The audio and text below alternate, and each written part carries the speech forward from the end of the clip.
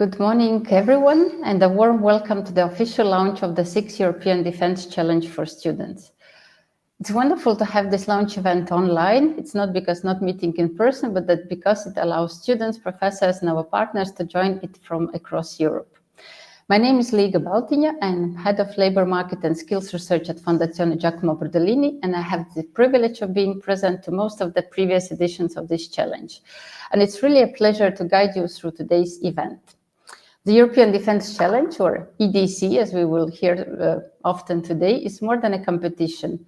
We see it as an opportunity for young people to explore how science, technology can contribute to Europe's security, sustainability, and also strategic resilience.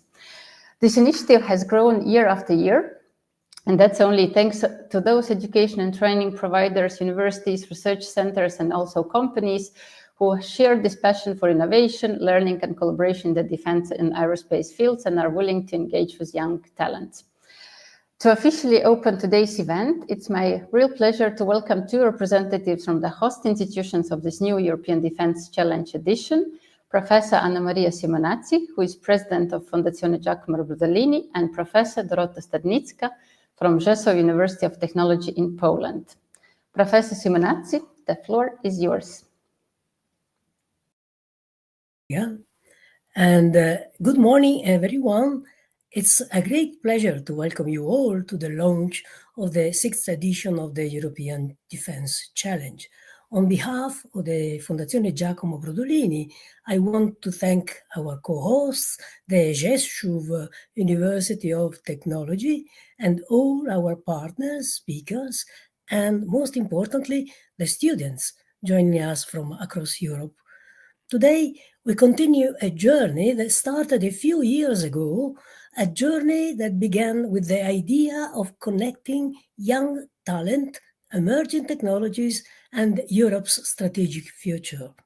The European Defence Challenge was established under the Assets Plus project, which stands for Alliance for Strategic Skills Addressing Emerging Technologies in Defense, which was funded under the Erasmus Plus program and running from 2020 to 2023, and is continued under the coordination of the Fondazione Giacomo Brodolini, with the last 5th edition of the challenge being hosted by the Belgian Royal Military Academy in 2024-2025. Assets Plus brought together universities, research centers, industry partners, and institutions to build a new skills ecosystem for the defense sector, one capable of responding to the rapid technological transformation shaping our world: artificial intelligence, robotics, cybersecurity, space systems, and advanced manufacturing, just to name a few. Fondazione Giacomo Brodolini was proud to be part of the coordination team of this alliance, contributing to our long-standing expertise in skills development, innovation policy, and labor market transformation. At Fondazione Giacomo Brodolini, we bring together policy research and practice to advance innovation, skills, and social inclusion. We are committed to creating bridges between knowledge and action, helping communities across Europe not just to adapt to change, but to shape a more inclusive and sustainable future. This is an important objective for our foundation. Through the European Defence Challenge, we continue this mission. This 6th edition, From STEM to Strategy, empowering younger minds to shape Europe's aerospace and defense future, this 6th edition, I was saying, invites students to look beyond technology itself and to think strategically. By engaging students in real-world questions about defense and aerospace, we are helping them see how STEM disciplines, the so-called science, technology, engineering, and mathematics, how these STEM disciplines can translate into meaningful contributions to Europe's security, sustainability, and resilience. So, To all students joining us today, this is your stage, your opportunity to think boldly, to collaborate, and to shape ideas that matter.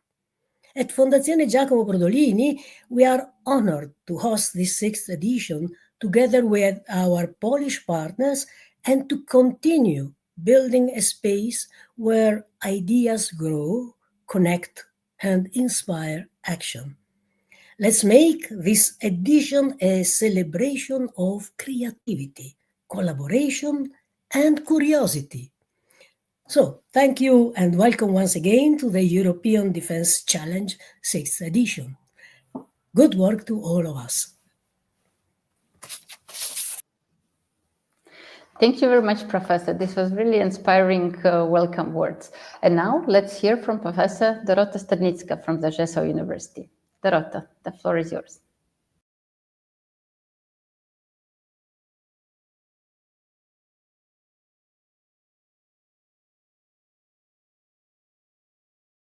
Challenge.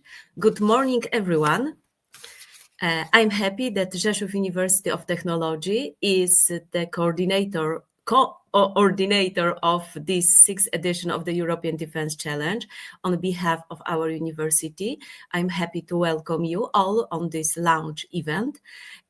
This initiative brings together creativity, innovation, and the energy of young minds from across Europe.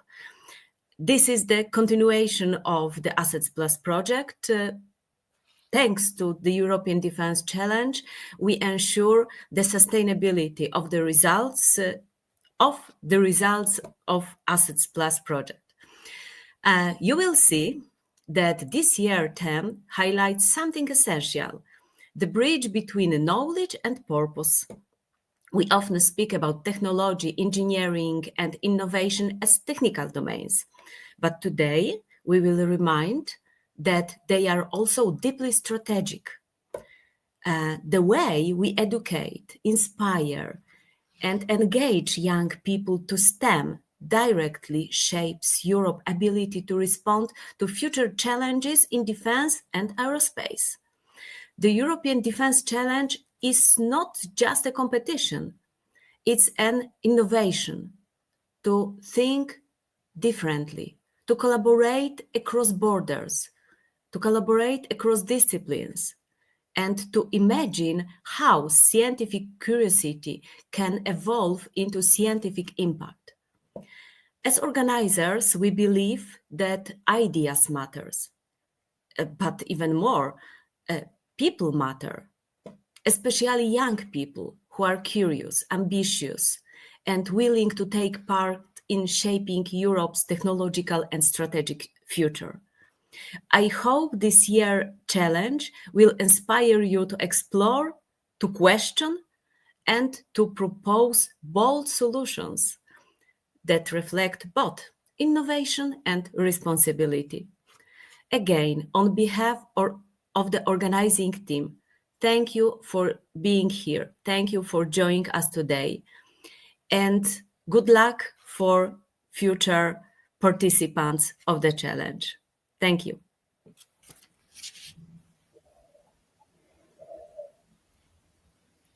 Thank you very much, Dorota, and thank you, and thank you, Annamaria, for setting the tone for, I think, what promises to be a really inspiring launch event. And let me guide you through the agenda, which you will see shortly on the screen. Just a quick recap of the launch event. So shortly you will hear about the will be my role to introduce it. Then we will have 3 keynote speakers to reflect on different perspectives linked to the topic. Then we will hear more institutional perspective to hear why this kind of challenges are important and what are the benefits for participating students. And then we will have some insights and experiences shared from the previous editions. And then we will conclude with some final practical remarks. So let's move to I would say the highlight of the morning, the presentation of this year's challenge and the topic. And as I said, it will be my role to introduce it now.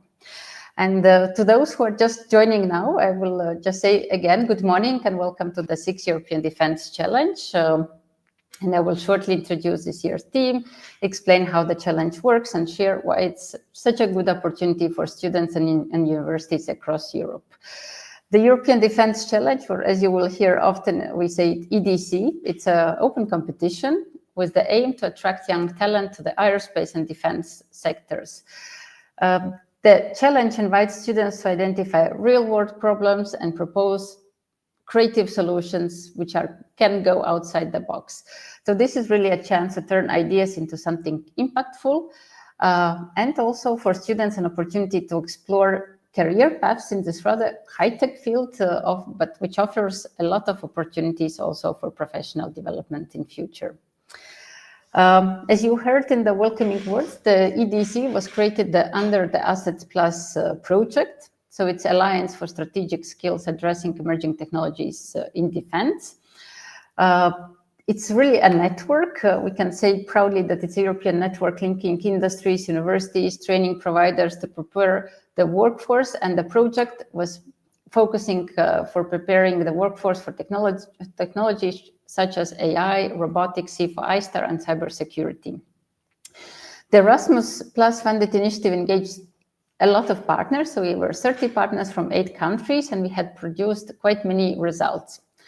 Within the project, we worked on technology and skills analysis. There were several training and education programs which were developed and implemented. And most importantly, the project provided a ground for having a community that continues actually through this kind of activities as European Defence Challenge. Since 2020, when we had the first launch event, the European Defence Challenge has involved nearly 800 students, as you see now on the screen, from 24 countries and from 126 institutions. So we are really proud of these results. The challenge has hosted around 30 webinars with different defense experts, also bringing together undergraduates, graduates to discuss together different technological, managerial, and also ethical dimensions of defense and aerospace sectors. Each edition addressed a different question. So it was from European sovereignty and technologies to autonomous systems, security strategies, management in defense environments, and also landmine clearance. And in this last edition, there were very practical technical solutions proposed, which, as we heard, were even went for patent applications. This continuity shows that challenge also involves in line with Europe's strategic priorities. There have been many student teams who have been honored as winners of the challenge. And if you're interested, their projects are available on the European Defence Challenge website. You will see the links afterwards. So in each challenge, we had 3 to 4 winning teams. And the ideas what students submitted really showed their creativity, critical thinking, and everything that I would put under the name qualities what we aim to nurture in every new edition of the European Defence Challenge. And now it's time to go to the 6th edition, so which is in the focus of today's launch event. So the new topic is From STEM to Strategy, Empowering Young Minds to Shape Europe's Aerospace and Defence Future. So this challenge invites students to look at how interest in STEM can actually translate into meaningful careers in defense and aerospace industries. We ask students with this challenge, what draws young people to STEM? Is it creativity? Is it innovation? Or it's a chance to make real-world impacts? Students are invited to design ways to engage their peers and show defense and aerospace how we can connect to those motivations of students to study STEM. Students may also study and provide papers on education methods. There's also this pedagogical aspect, what we see is very important. So we want to know from students what methods would spark their curiosity and also to sustain this curiosity. So linking technical knowledge with ethical reflection, creativity, strategic thinking, as I already mentioned. And this challenge is also a chance to combine engineering and social insight, really to inspire young people, and also that institutional stakeholders and the industry stakeholders can learn from it.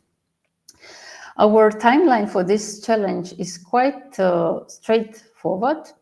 So we are having the formal launch event today, and it will be followed by several promotional events across Europe. It's organized in 2 phases. The first phase is 1-page proposal with a deadline of submission 16th of December this year. And then there is the evaluation taking place for this round 1 proposals. And then the best proposals are invited to develop the full 10-page paper by 24th of March next year. And the nicest part of all it is the awards ceremony, which will take place in May next year. I can just say one practical thing, that the registration link to register for this challenge will be made open as from later this afternoon. So as from today, you will be able already to register and learn more about this challenge. And what's in all kind of challenges is very important part. It's about awards. So what students participating in this challenge will get. The 3 finalist teams will be invited to attend the awards ceremony in Brussels. I have to say, with flights and accommodation fully covered. This will be opportunity to have visits in EU institutions, but most importantly, to have opportunity to meet key aerospace and defense stakeholders in Brussels, which is I would say, a rather real networking opportunity offered to students. The first place teams will win glider flight vouchers, and also including 3 nights accommodation at the University Gliding Center in Rzeszów in Poland. You will hear a bit more on it later on. And all finalists, of course, will receive public recognition, certification for participation, and there will be also a special mention for the best paper by a young participant up to under the age of 20 years. So who can participate? Participation is open to all undergraduate and graduate students from any faculty in European universities and training centers. What we really encourage the teams, ideally pair students from different universities, also different countries, because we see it also as a way to broaden perspectives, and also, I have to say, to earn extra points in the final evaluation. And then so what you should do to register to the European Defence Challenge. So the first point is to register on the website. You see the link on the screen. Then the first phase is the 1-page proposal submission. There will be some additional guidance provided on the website, and there is the dedicated email account where you should submit it. And then if your proposal is selected, you're asked to expand to a full 10-page paper, and that will be then provided to the evaluation committee. We really value fresh thinking, combining technological, economic, environmental, ethical, social analysis. So all that is very much strongly encouraged. And from experience, what makes really a proposal strong, it's the way how students present this connection of innovation, of ideas with real impact, and to show why your idea matters for Europe's security and how it could work in practice. So just to repeat again, it's not only about technology, but also the human and social dimensions of aerospace and defense sectors. We also encourage institutions and companies also join this journey by providing experts who could serve to support the assessment panel. Also, we welcome collaboration to promote the challenge. And still, in addition to the prizes, what you already see, we are also offering additional sponsorship to enhance the awards. So this type of collaboration also shows that this initiative, we keep it open, we keep it inclusive, we keep it forward-looking. And you saw on the screen our supporters. We are very much appreciating the support from different players in Europe, associations at European level, companies, universities, training providers. So we very much appreciate your support to keep this challenge actually growing. And as it was said in the welcome speeches, so we really see that this European Defence Challenge is more than a competition. We see that it's rather a bridge between education and what makes Europe's strategic future. And we also hope with this challenge to empower minds to shape the next generation of defense and aerospace innovation as well. So there is a strong element of innovation. So that was on my part for presenting the challenge of the new edition of this year. And as the next part of the agenda, we are honored to welcome 3 keynote speakers who will share their perspectives linked to the topic of the new EDC edition. As a first speaker, I'm honored to give a floor to Dr. Tomasz Gałaczyński, who is Lockheed Martin Fellow and is involved in the development of and future shape of the entire Lockheed Martin Corporation. He's also a staff member at the Department of Aviation and Space Technology at Rzeszow University of Technology, and also member of many national industry associations, including Vertical Flight Society, Manufacturing and Innovative Production Team. Dr. Tomasz Gałaczyński, the floor is yours. Thank you. Thank you. Good morning, everyone. Today, I would like to share my perspective for our discipline, which is the aerospace. And can we share with my first slide? This is the last.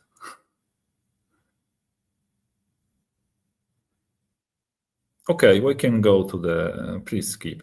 What is the multi-tool for engineers? From our perspective, we will focus on the STEM in these kinds of the disciplines, topics, and etc. But from our perspective, also is very important. Very important is the language skill, especially in skill in English. English is for us is the universal language to exchange our knowledge, can open the doors for the cooperation, for the visit others countries, cooperation with interdisciplinary, multicultural teams. So from our perspective, this is the, how to say, voice to the students. We would like to share with this information with the rest of us, rest of you.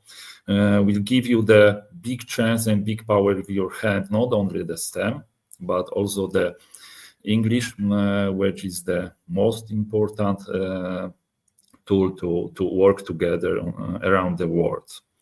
So today I would like also show you a few products, a few processes which is in our industry, when we would like to share with you how many of the areas is connect between the civil and military industry, and can give you the chance to and challenges to your work, to your minds, to make some innovative and creative solutions. If we can go skip to the next slide. For example, one of the biggest projects is Future Soldier.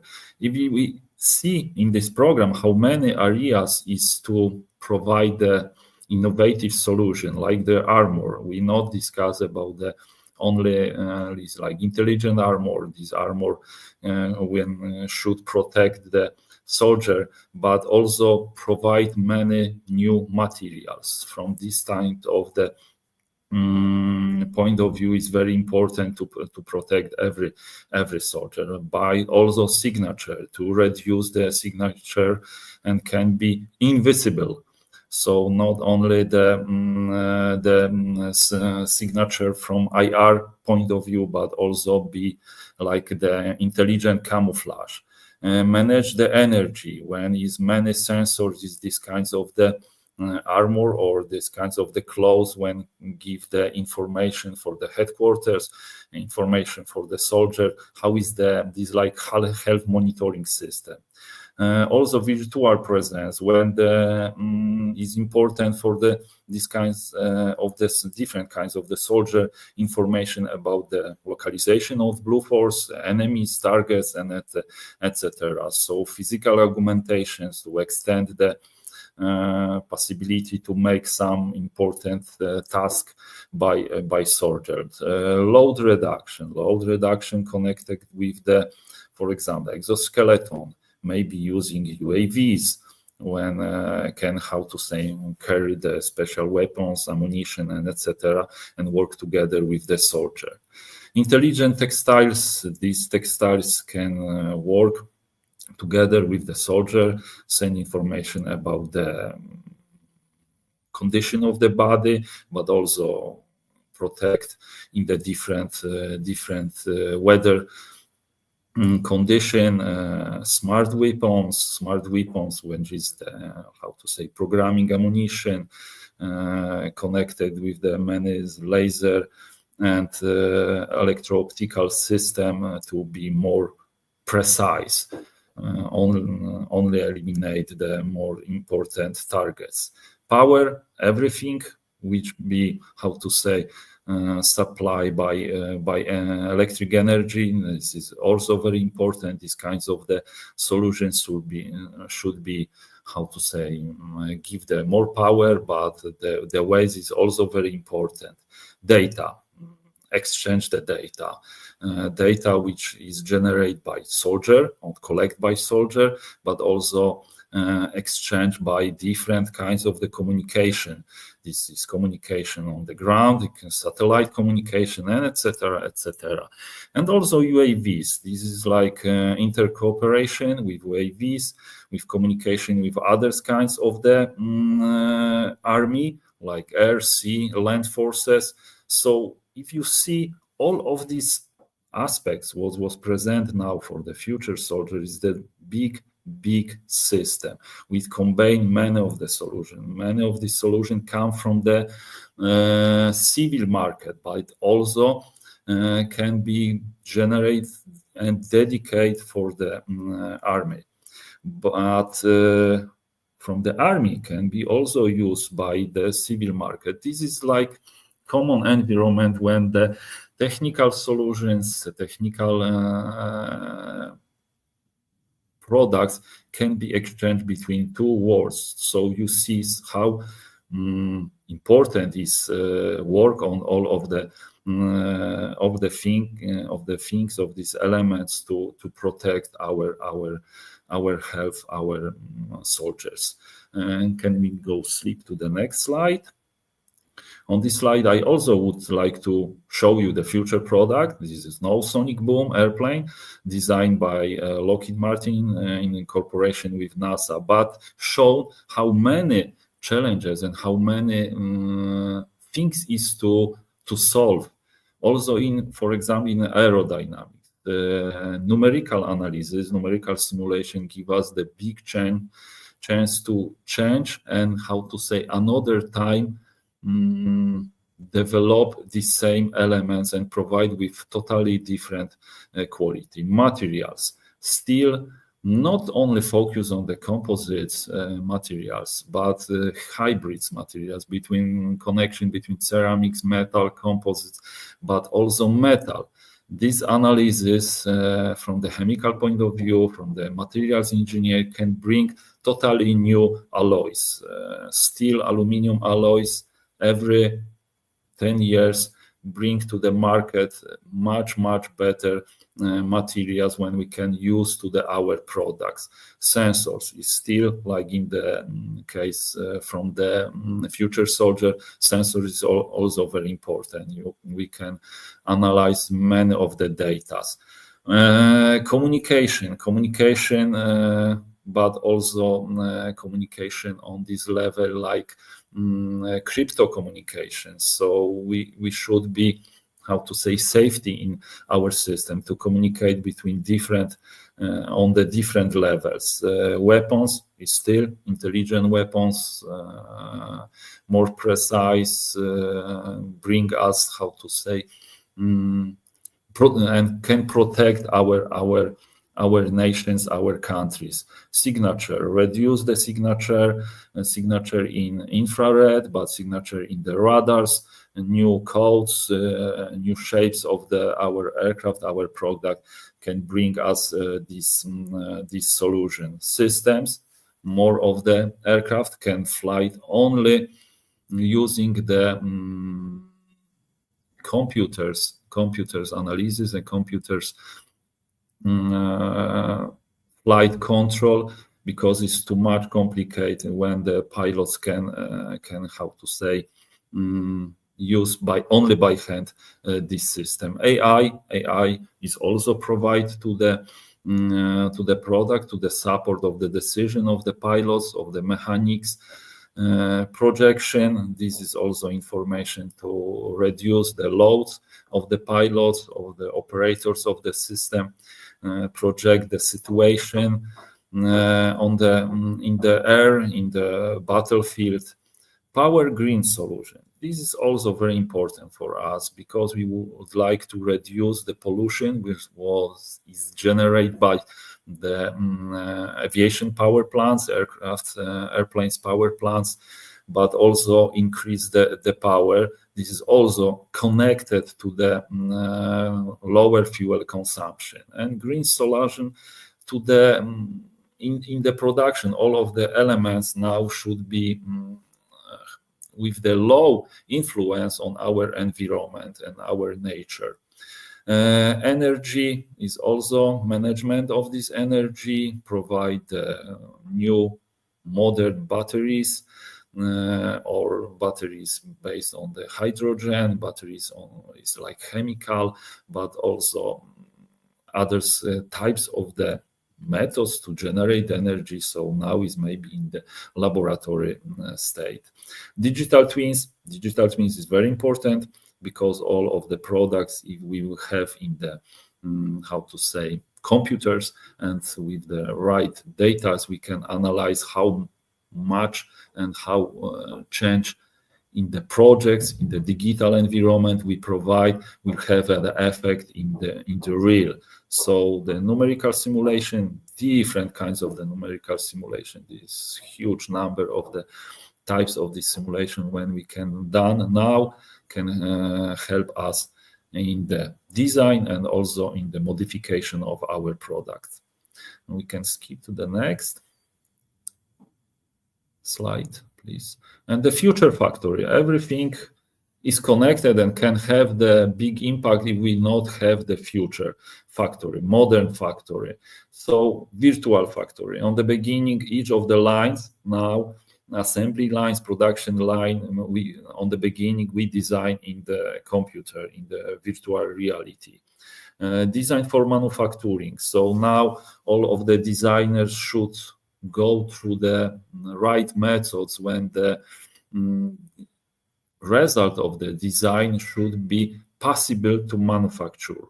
So like for example, the 3D printing, changing many of the minds because it's totally different designing of the elements, parts for the 3D printing in comparison, for example, to the machining of the elements. Communication in the factory is also very important. Now this is a challenge because how much information should be flow between different departments and different level of the needs of the production generate big, how to say in this moment, big mess. So not like radio frequencies is not enough to the exchange the and how to say cover all of the communication methods and system which is required by modern factory. AR, VR, augmented reality, virtual reality is very helpful for all of the managers of the on the training, also on the shop floor, people like blue collars, with people which work on the modern assembly line. Also this training go through the virtual reality cells, these kinds of the case. In the production, we trying to use augmented reality like goggles, like projection, not maybe if this depends what kinds of the solution is much more effective. AI is still AI can help us to be better, so produce cheaper with higher quality, to predict the problems, predict the mistakes on the production line. So from this perspective, in the future factory, AI can help us build the right diagrams on our production to eliminate potential problems, potential mistakes. Robotization, automatization, this is like natural, but in aviation is very difficult from the cost point of view, because our production is not in thousands or hundreds elements products per year, is a little smaller. Then robotization and automatization is a little slower provided the production line, but quality is also higher. So not all robots on the assembly line can give us the right quality. Green production, still the same issue like in our products. We would like to produce with as low as possible influence on the environment and our nature and everything. So is in factory, in human, but also for the our neighbors. Big data, also we have the future factory. The data is very important. We produce this many of the big data, many of the data, and management of this data is very important, and also security, cyber security, to protect all of our information between the no friends intervention and can give, how to say, make many of the problems for us. We know how important is cybersecurity on all of the level of our activity, especially in the defense industry. So can we go to the next slide? Where are the engineers? This is a question. So from this perspective, if you see on a few examples of our world, like engineering world, how many areas is to invent something new or change to the better solutions. So on all of the aspects of our defense and civil market, we need the engineers, young engineers, very creative, very innovative, young minds when can continue our adventure in this world. So please come to us, starting with these kinds of the competition. It's very interesting, very important, can be a launch for you, for your career. Engage your friends from your university, maybe from friends from other countries, others university, and be smart and like STEM. So that's all for me. Thank you.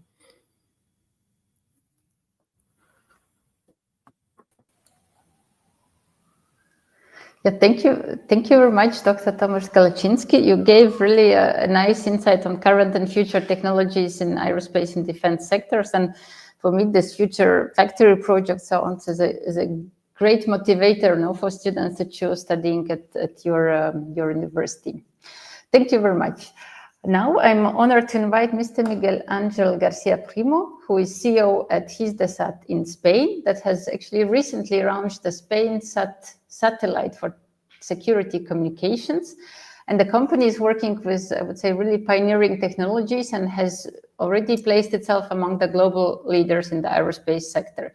Please, the floor is yours. Thank you. Thank you very much. Good morning, everyone. First, I would like to thank the organization and the audience to listen to me. And also I would like to congratulate to you because, talking about European defense challenge at this time is the most appropriate because, the importance of defense is greater and greater in the world today. So why is so important defense now? I think if we think in the world how it's working today, we see the world geostrategic situation has complicated a lot in an extraordinary way in the last 4 years. It is needed also to extraordinarily increase the investment in defense to preserve our peace, security, and freedom in a joint way with our alliance. So we need to have the capability to deterrence in order to keep our freedom in Europe and in our alliance. So this is because it's very important. So this 6th edition of the European Defence Challenge, I think, is more than appropriate. It's more than appropriate in this current time. And the title of this year, From Stand to Strategy, I also believe that this is very interesting because, this additional increase in the investment in defense needs the involvement of the industry, because the industry, space industry, European and defense space industry is a pillar of our security and defense. And we need to have more capabilities in terms of the technological capabilities, industrial capabilities, etc. That's and how we can do that. So the industry in general needs more and more young STEM graduates profiles to answer this challenge we have in front of us. It's not only engineers, mainly engineers, but it's all STEM graduate what the industry need to really develop this situation. And I wanted to tell you about an example because it's the best way to see of space and defense for considering our SpainSat next generation tool that we just recently launched in 23rd October from Cape Canaveral in Florida in United States. So I wanted to see if it's possible to show you first a video. I don't know if it's possible to present that video. Maybe not possible. Well, okay. So then I will follow the presentation anyway. So I wanted to introduce first you who is Hisdesat, because it's a way to put to put in the context of where we are. So we are a relatively young company. We incorporated in 2001, and the Hisdesat Foundation was mainly to serve as a government satellite operator and providing services for defense, security, emergencies, and intelligence. With also, our sister company in US called Star LLC. The important thing for space and defense is that most of the application in space are dual use, so can be used for defense, but can be used also for other government application and civilian application as well. So we started launching our first satellite 2005-2006 called Exterior and SpainSat with military K and X bands. And we launched it from France, Guyana, with Ariane 5 at that time. And that program has been done, and all of our program has been done in a public-private partnership between the Spanish Ministry of Defense and Hisdesat. So this is another key word for you, that is the public-private partnership. It's the only way, it will be the only way in the future to really increase our capabilities in space and in defense. In 2018, we launched our first intelligence satellite. It's a synthetic aperture radar satellite called PATH for very high resolution Earth observation. And we launched it at that time with Falcon 9 from SpaceX, from Vandenberg, space base. And finally, we launched it in 2025. The SpainSat NG satellites. SpainSat NG2 was launched in January 30th of the year, and the SpainSat NG2 Next Generation 2 has been launched just a couple of weeks ago, in October, yes, really a week ago, in October 23rd in Florida time and 24 in European time. And we are talking about satellite that has X-band, military K, and UHF joined together. So please, next slide. And I will tell you a little bit about that later on. So few words about our vision and mission. So we are a satellite operator and government service provider. We provide governmental satellite services to national and international customers. And the value also is to be as a tractor of the European and Spanish industry in the space area in order to increase the capabilities. So we have a private and public shareholders as well. So we have a direct participation of Spanish Ministry of Defense through the 100% owned company of the Spanish Ministry of Defense. And in addition, we have other private players like Hisdesat, Airbus, Indra, and next slide, please. So we are very proud of this private public partnership between the Hisdesat and the Spanish Ministry of Defense, because around these last 42 years or this last 24 years, we achieved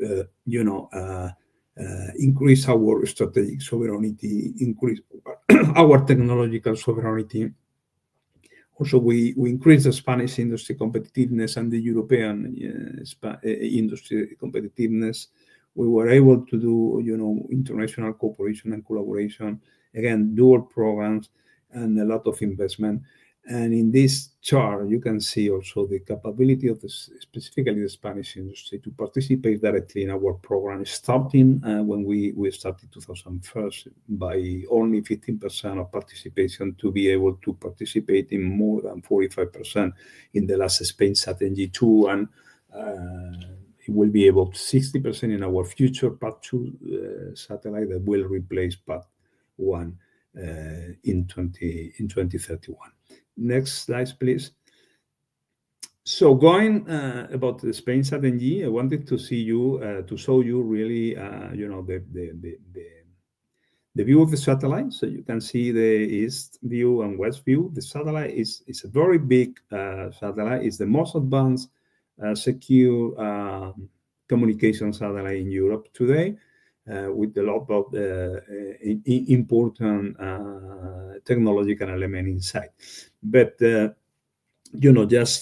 talking about the launch, you will see how the satellite is encapsulated in the Falcon 9 fairing, and how the fairing of the Falcon 9 is in the top of the launcher. So the launcher is 70 meters long, and the fairing is about the last 10 meters. And as you see, the satellite is quite big. It's more than 7.3 meters long, and the weight is more than 6 tons. Next slide, please. So typically, this satellite goes to a geostationary orbit, but of course the launch vehicles are typically not able to launch directly to the geostationary orbit, and they typically launch to a geostationary transfer orbit. In our case, we have a PRE that is the lower part of the orbit of 400 kilometer height, but the apogee height was 63,000 kilometers and an inclination of 27 degrees, because this is the latitude of the Florida in the United States. And through our own engines that are ionic plasmic engines, we have to rise in an electrical way. So we have electrical propulsion, ionic propulsion, to really raise the satellite to the geostationary position, 36,000 kilometer circular, so same PRE and apogee, and an inclination of 0 degrees. So the geostationary orbit is in the equator plane of the Earth. Next slide, please. So that's the view of the satellite with all the mechanisms and elements fully deployed. So we have a solar arrays that are almost 43 meters, so it's like a half of a football stadium. So you can see how big is that. And also we have several antennas in UHF. That's the one that are from the satellite body, and also the parabolic one, the circular ones that we have, the parabolic one, sorry, that we have for K-band, military K-band. And finally, on top of the satellite, in what we call the top floor, that is the highest part, we have the active X-band antennas, so our antennas that are completely, electronically used for configuration and pointing and everything. So nothing is moving and everything is doing electronically. We have 15 years lifetime. And again, we have for more than 6 tons, and we had xenon propellant 1,250 kilos. Next slide, please. Well, the most important thing of that satellite, and this is a very, very important challenge for Europe, is to be able to do the D-arrays, the dielectric resonator antenna for X-band, because we have, in reception and transmission, by the way, the transmission is the first time it's doing in Europe an active antenna flying in a satellite. So some of the feature we can reuse frequencies. We have power flexibility because we have a big number of radiating element in the antenna. We are able to geolocate any interference, so that's a very important feature. Only with the antenna capabilities, we have the capability to do anti-jamming protection of the antenna through beam nulling, and we have also the capability to do beam hoppings. So I think this is the most important challenge. So you can pass the next one, please. So SpainSat NG again is the most advanced, secure, and resilient GovSat consistent in Europe for institutional and defense use in Spain, Europe, NATO, and allied country. We also make that in collaboration with ESA through an ARTES program that is Advanced Research in Telecommunication System called PACIS-3. That is a GovSatcom precursor program, aims to develop the most innovative technologies and elements of the SpainSat NG payload. That element are the antennas, the D-arrays antennas, direct radiating arrays antennas, that are the most advanced developing in Europe at the same time, and being also at the same level at the best in the US. And that has been mainly done by the Spanish space industry in collaboration also with the European program, with the European industries. And this is a good example of collaboration between public and private sector. So in the public, it was led by the Spanish Ministry of Defense, but with the participation of the Spanish Ministry of Industry and also the Ministry of Science, through the Spanish Space Agency and the European Space Agency, and also with all the Spanish industry and the most important European industries to make that satellite. Next, please. Okay, this is what I wanted to tell you. So let me encourage you the importance of being graduated in STEM, the opportunities that you will have in the future. Before having this problem in defense that we have, we estimated that we need duplicate the number of graduates in STEM careers from now to 2030, which is now increasing a lot with the special situation of the defense. So I encourage you to study STEM and engineering careers. And we will wait you here in the industry. You will have a very good career employees is secure, and the not only secure, but the quality of the employees is extraordinarily high. Thank you very much. Thank you very much, and thank you for encouraging students to study STEM. Now that's important to show the opportunities what are there for students who are exiting from these disciplines. Now I'm glad to welcome Dr. Andrea Gilli from the University of St. Andrews in the UK, who will speak about the challenges of innovation in Europe. Andrea, the floor is yours. Good morning. Thanks for the invitation. Very happy to be here and say a couple of things. I don't come from a STEM background, but I've been working on the interplay between strategy and technology and how countries try to achieve military superiority over time.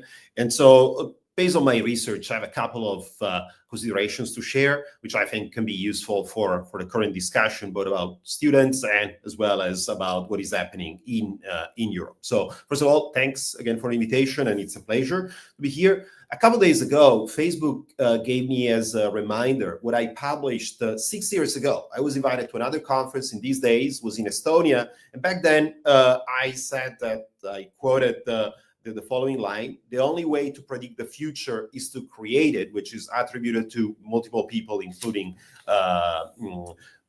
Jeff Bezos. But the most important thing is that I noted another thing, that those who create a future are young people, and Europe has a problem. It squeezes young people. It squeezes young people because researchers don't have enough time to do their research, are overwhelmed with bureaucracy, salaries are generally low, and there are a set of other different problems. And in order to have defense innovation in the future, we need to start from the young people. I mean, it seems obvious, but when I made this statement 6 years ago, people were a bit shocked that it's young people who innovate. So you cannot have innovation if you don't have young people. It's pretty, I mean, that's history, that's logic, but it's something it's often forgotten. Well, what does it mean for Europe, especially as we want to promote defense, innovation, and all these important issues? First, you need practice. So the two speakers before me emphasized the importance of STEM education and how much a career in STEM and in the defense or space industry can contribute. But if you don't do practice, you won't achieve knowledge, especially tacit knowledge, to succeed. I'll give you an example. Leonardo didn't go to college. He didn't go to university. Leonardo didn't have an accreditation system. He's still considered one of the biggest geniuses of humankind. Well, Leonardo had something. He was working in a workshop where he was not busy with paperwork, with the bureaucracy, with fighting with his colleagues or his boss. He was free to achieve practice. That's pretty simple. So if in Europe we don't permit people just to do their work, well, we won't have innovation, we won't have experience, we don't have expertise. Second, across history, what innovation requires is that you're able to formulate ideas and to execute ideas. And that's the second challenge. Europe needs to create a space in the public sector, in the private sector, in the armed forces, for people to say, I have an idea, and somebody else above them to say, well, that's great, try to execute this idea. If there's not this room for generating and executing ideas, there's not going to be any innovation. So Google emerged as a titan because all its engineers had 20% of their time free to pursue any idea they wanted. Gmail, Gmaps, and a set of other innovation emerged out of this freedom. So 20% of their time means 1 day per week. So again, if we don't create this space, there won't be innovation, there won't be new ideas. Last but not least, a problem that we have is the bureaucratization of Europe. So researchers, but also companies, are overwhelmed with paperwork, with compliance issues, which just take away your mind from important things and force you to do useless stuff, which is the bureaucracy. So if Europe wants to innovate, that's the way ahead. So, and think about this way. Now we see every day that artificial intelligence is reaching some enormous results by automating some processes. Well, most of those processes do not exist in nature, are things that we invented to complicate the people who have ideas. So if Europe doesn't get rid of all of these, well, the future will be bleak. What's the message for young STEM students or students in general? The message is that there's a universe to explore. Yesterday, Google said that they are launching TPUs on space, but you cannot change the world and execute the future only on its own. Also, some policy changes are necessary. And at the European level, what is really needed is a cut down on the bureaucracy at all levels in order to enable people just to experiment, practice, and pursue their own ideas. Thank you for the attention. Andrea, for bringing in the discussion another perspective, and I also noted the quote that the only way to predict the future is to create it. I think it has a big part of true on it. So thank you to all keynote speakers for those really fascinating insights, and I think all of you have reminded us that defense innovation starts with creativity, and the collaboration is necessary as well. Now we turn to why the European Defence Challenge matters, both for Europe's strategic autonomy, but also for students who take part. And I'm pleased to welcome Ugo Celestino, Policy Officer for Defence, Single Market and Hybrid Threats at the European Commission, DG for Defence Industry and Space, where he's engaged, among other responsibilities, in promoting space-based entrepreneurship and defence single market. Please, Mr. Celestino, the floor is yours. Thank you. Good morning, and thanks a lot for inviting me. I work, as you said, at the Director General of the Commission that deals with defense industries and space. So what do we do every day? Well, on defense side, we try to help the European defense industry.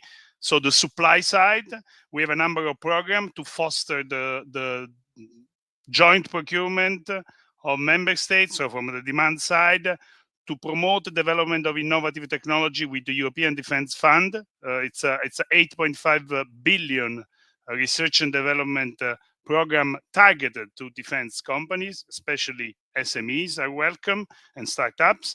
Then we have the program called the ASAP DIRPA to speed up production, scale up production of ammunition, and again, joint procurement of member states. Because as you know, the European defense industry, the European defense ecosystem suffers from fragmentation from both demand and supply sides. On space, we run a number of programs which are also closely interrelated with defense. Well, what can I say for you for the defense challenge? Well, defense, as you know, it's a high-tech sector. It's a sector that generates technological innovation that then spills over the wider civilian domain, sparkling related innovation and often creating completely new products, service, and even entire industries.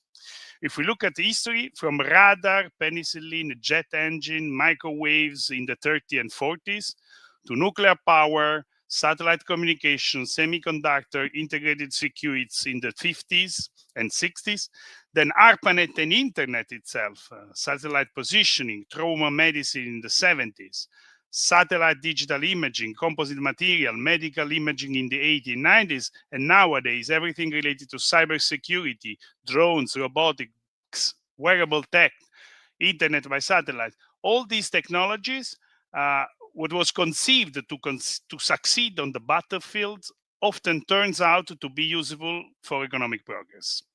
Of course, nobody wants war, but it is exactly to avoid it that we need to be able to deter anyone that may consider attacking us. Si vis pacem para bellum, if you want peace, prepare for the war. That's what our wise Roman ancestors said. And unfortunately, for too much long, Europeans have disregarded defense as a thing of the past, as an activity that we could even outsource to United States. Well, United States itself has woken us up even more than the Russian aggression to Ukraine. And eventually now we are slowly but surely taking back our own destiny and defense in our hands. So for this, we need the young and brightest brains like yours. Whatever career you will take in the future, be it in STEM discipline or in the armed force, you will be contributing to defending your home country and the whole of Europe. So good luck for this defense challenge, and I hope to welcome some of you here in Brussels. Thank you. Thank you very much, Mr. Celestino, for this insight also in DG Defis work. Thank you very much. And now I welcome Mr. Antoine Ferral, who is Senior Vice President in EU Affairs at Rolls-Royce, to share his perspective on to this challenge and also how it links with education and the industry and how it can help to shape the skills what Europe needs for future. Please, Antoine, the floor is yours. Thank you so much. Thank you for giving me the chance to say a few words about what we are doing, together with the industry, together with all my colleagues from the aerospace, security, defense, space industry. We belong to one association called ASD Europe, and we decided in 2020 to sign a commitment together with the Commission. And the commitment was to try to attract young people to the industry, the aerospace and defense industry, to upskill and reskill people. And this is what we have been doing for the past 5 years, and we still need to do so, because we need young talent, for the industry on the aviation side, but as well on the defense side. So as you can see from the slide, maybe, thank you so much. You can see that we have been working together with 30 partners on what kind of need do we have, skill forecasting, what kind of priorities do we have in decarbonization, digitalization, and so on.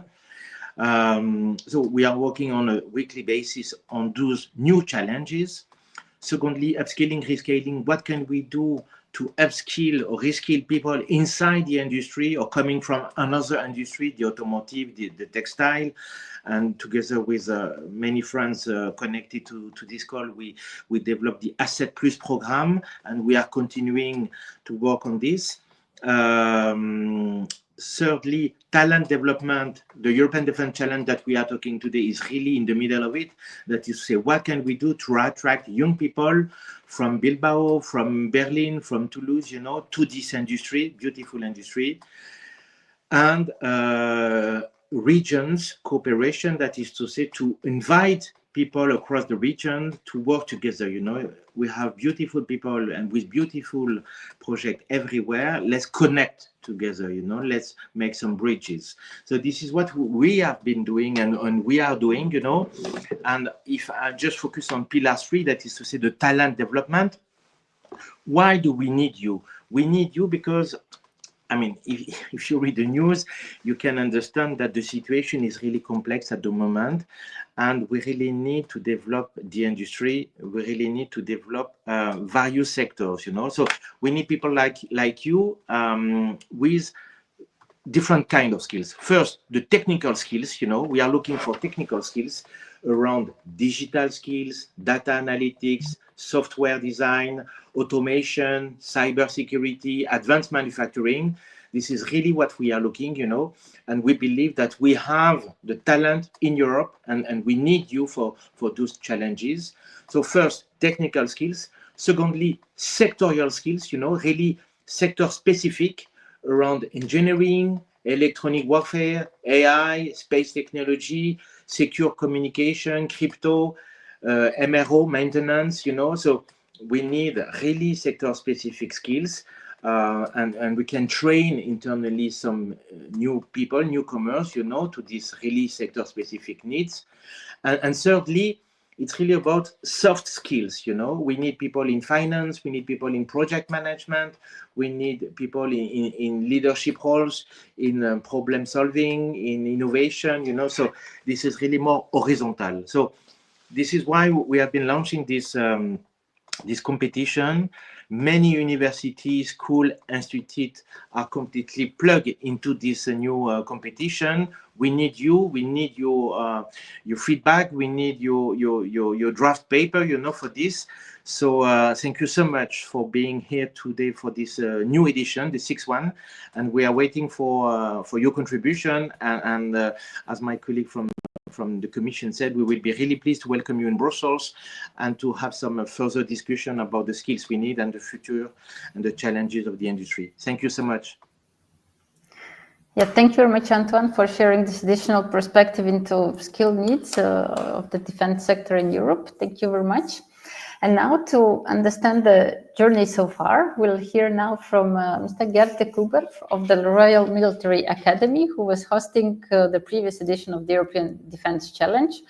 And Gert himself has been involved since, I think, early editions of the European Defense Challenge. And I'm willing to hear his perspective on how the challenge also has evolved and what impact it has on students, and also not only.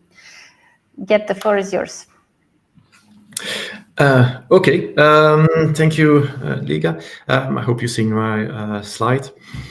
So indeed, last year we had the trial, the challenge on the subject of demining issues, because it was a very timely subject. It still is a very timely subject with the crisis going on in Ukraine. We know that we're going to have to go there at one day to demine the country, and we're seeking solutions to do that. And we received a lot of inputs from the young generation, which really inspired us a lot. And yeah, drawing on some conclusions out of this and giving some lessons learned out of that.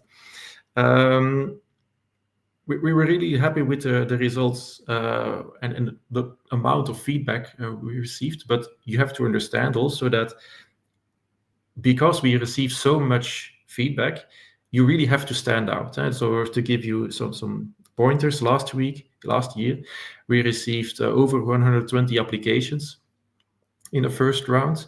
So that means that if you want to be selected, if you want to be picked up, then you really need to be original, and you need to stand out with your proposal. And then there are some aspects that relate to that. And the first thing I wrote down there is don't use your ChatGPT for writing your text.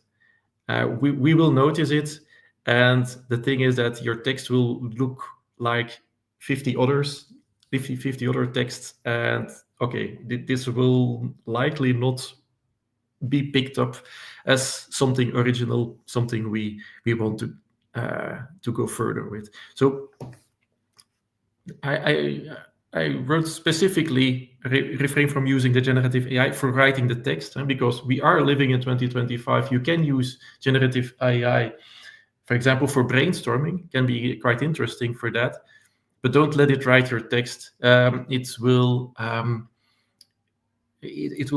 make it like that it's not that it doesn't stand out anymore. So you really have to be creative on that, and because there are only so many proposals that go through to the second round, and then that finally make it to the podium, let's say. You really have to work on your creativity. There also you have to seek novelties, and you have to come up with something special. Have a really good look into what exists already, because you may come up with a great idea, but maybe it exists already, and you have to seek that novelty and focus in your small text on what sets your proposal apart from all that exists already. And then a final thing which we also highly value, is interdisciplinarity. If we see that the problem is looked at from multiple angles. For example, last year we had a lot of ideas from demining using genetically modified organisms. You can really do that. But then, of course, there is a technological side of the problem. There is the biological side of the problem, but there is also the ethical and the legal side of that problem. So how are you going to approach this? So if you look at problems from multiple angles like that, it can be really interesting, which also means that you likely need a team of like 2 people with very different skill sets that can learn from each other. So that's also something we like to see.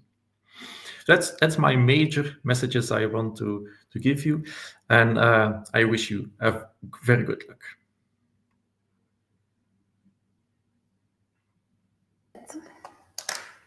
Yeah, thank you very much for sharing very practical advice for students. I think all points you mentioned are super valid. And now maybe the most inspiring part, we want to hear from those who participated in last year's edition. And I'm pleased to welcome the winners of the 5th edition, which took place 2024-25. Daniele and Andrea from Technical University of Denmark and University of Pisa, and then followed by Christopher and Jens from University of Southern Denmark. So please, we are looking forward to hear what motivated you to take part in the last year's edition, what you learned, and maybe how the edition has influenced your study choices or possibly the careers. Please.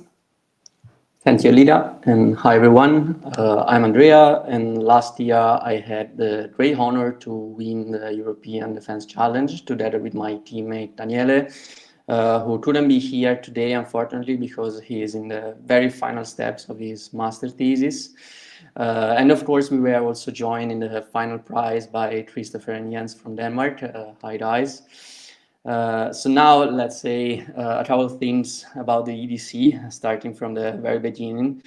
Now I have to be honest with you, when we decided to join the challenge, we didn't have a clear idea on how to solve the challenge at all.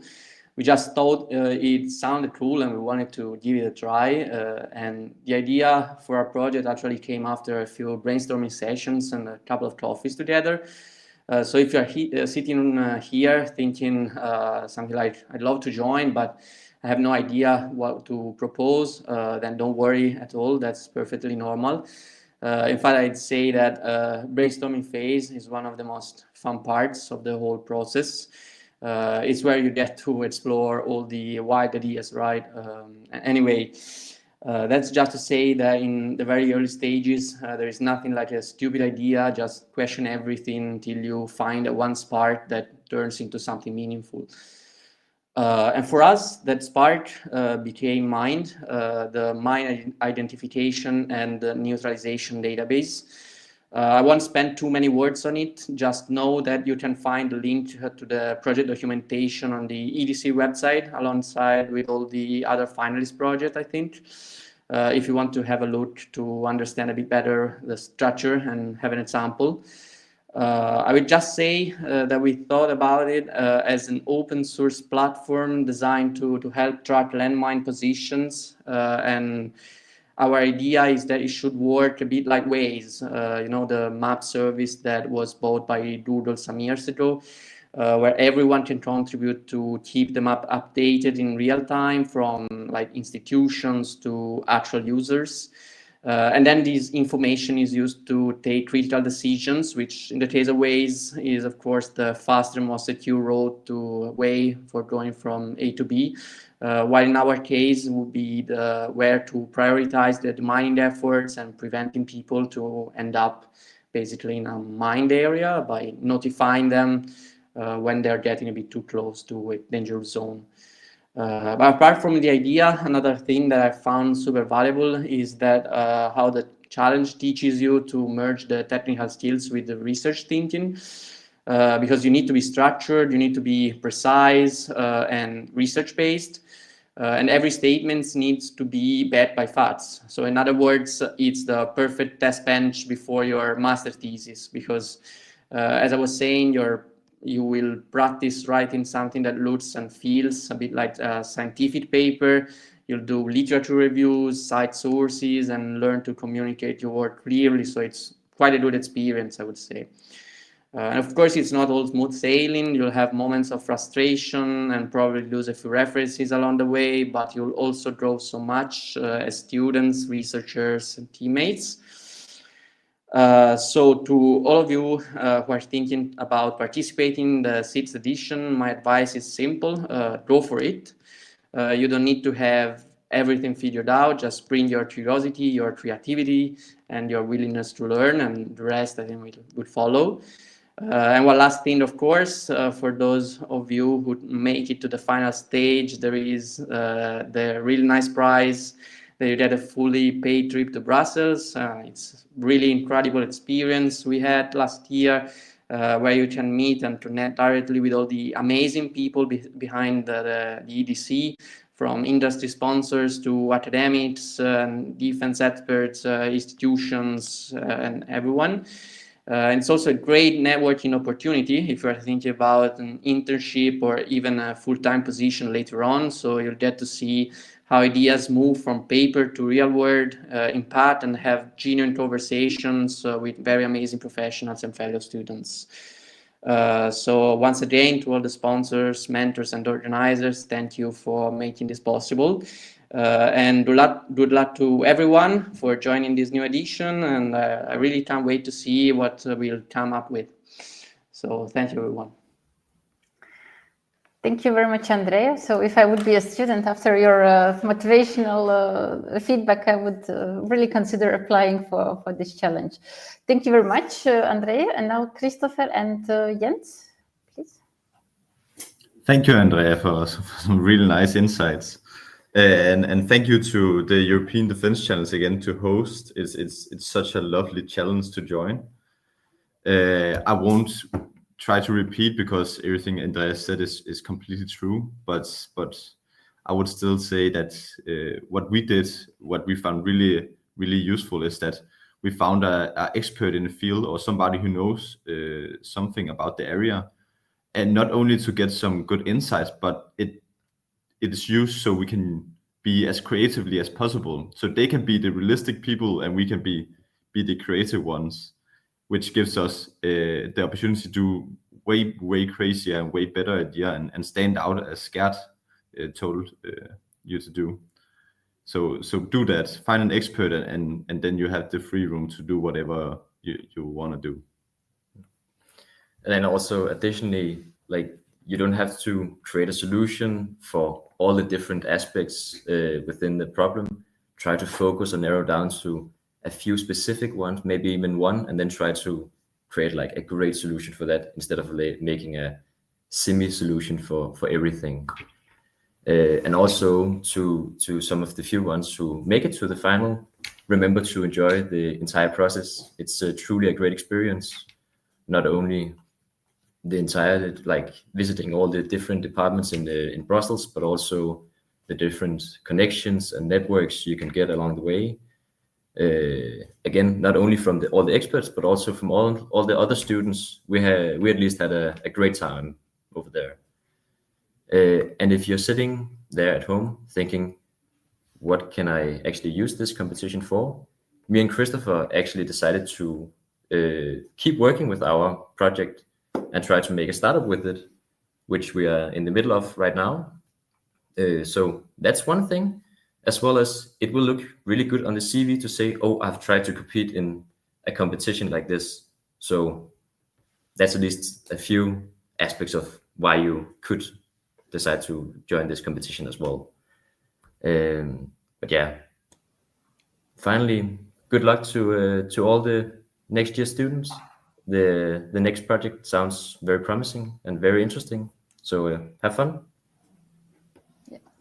Thank you very much, Christopher and Jens, and good luck with your startup idea. We are really happy to hear that now something which was born during the challenge is actually turning into something is developing into something bigger. So the startup is a good approach to go ahead. That's great.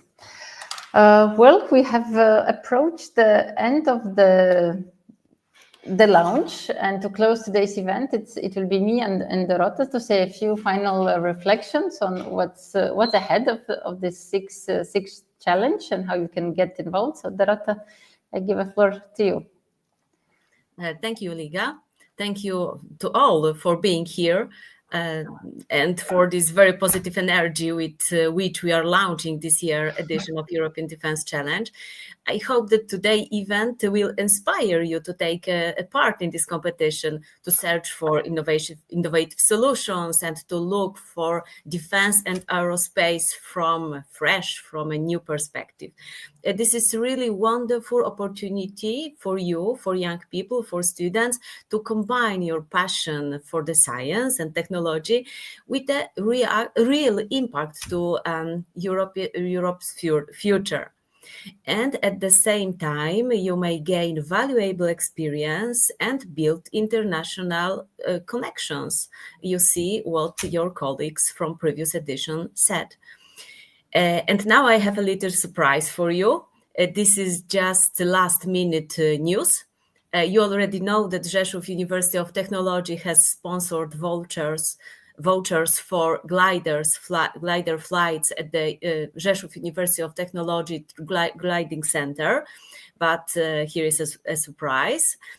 These vouchers will be awarded not only to the students who take first place, but to all finalists, including those who achieve second and third place.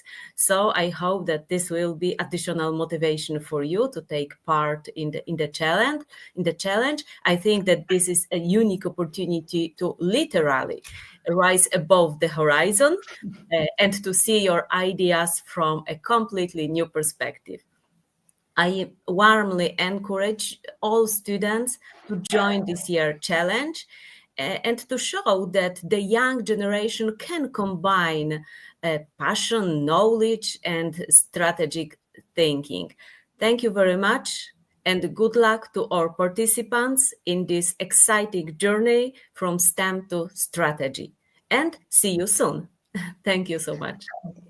Thank you very much, Dorota. And we are Fondazione Giacomo Brodolini. We are happy to co-host it together with Rzeszow University. This challenge is also the skills topic is very close to our heart and what we do. As the final, just a few words. I invite everyone to stay connected through our website, which is the EuropeanDefenseChallenge.eu. You can go. You can find it also through Assets Plus project website. So we will be putting there any kind of updates linked to the developments of the challenge. So please follow it, and there will be also additional materials made available to registered participants. So that's why we also require the registration to participate in the challenge. And really thank you everyone who joined us today, all the speakers, all our partners and supporters for this challenge. And of course, everyone who watched today's live broadcast of this launch event. And I really am already impatiently waiting to see the ideas that will emerge from this new edition. And we are really looking forward to receive new and inspirational papers, and which can be turned into something practical in future. Thank you very much. Have a wonderful day, and we keep connected. Thank you. Bye-bye.